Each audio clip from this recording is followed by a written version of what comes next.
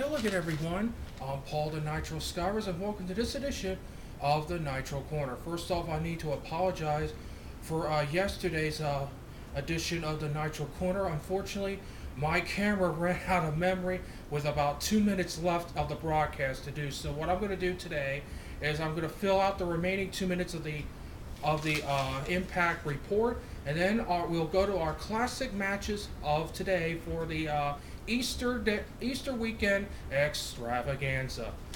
So I left off with the main event where Sting retained the world's heavyweight title by beating Matt Hardy last night. Unfortunately, during the match, Gunner of Immortal nailed Sting in the leg with a pipe, reminiscent of what the Four Horsemen tried to do in 1990 to initiate the knee injury, but Sting came back strong and defeated Matt Hardy with the Scorpion Death Drop.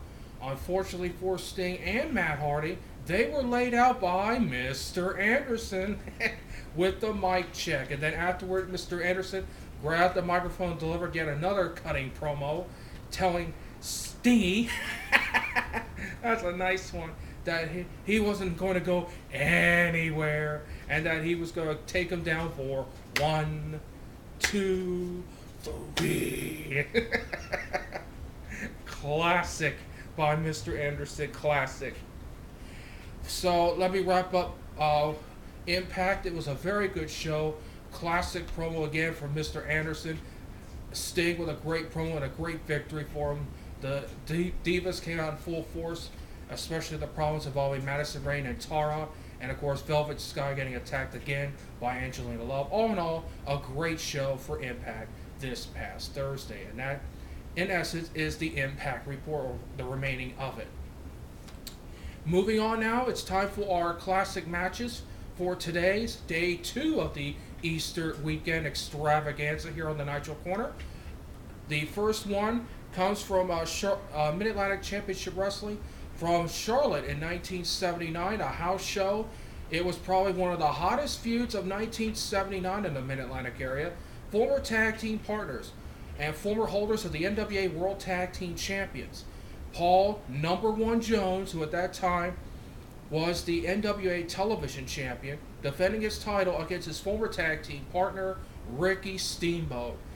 This was probably one of the most highly anticipated and one of the most heated rivalries in the Mid-Atlantic area.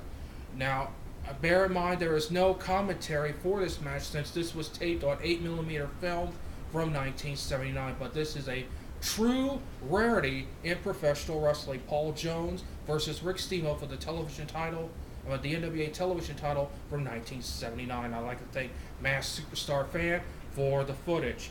Then we go to the Don't You Dare Miss It channel. We'll take you to the Maple Leaf Gardens, August 18th, 1985, for probably one of the most underrated rivalries, tag team rivalries of 85, as the Killer Bees, Jumpy Jim Brunzell and B. Brian Blair, take on the Hart Foundation, Bret the Hitman Hart and Jim the Anvil Neidhart. Certainly one of the most underrated tag team rivalries of 1985. This was a great matchup following two good teams. So I hope you enjoyed those classic matches, and I'll be back later tonight for the Weekend Report, Part 1, here on the Nitro Corner as our Easter weekend extravaganza continues. Until then, I'm Paul the Nitro Skyver saying, so long, everybody.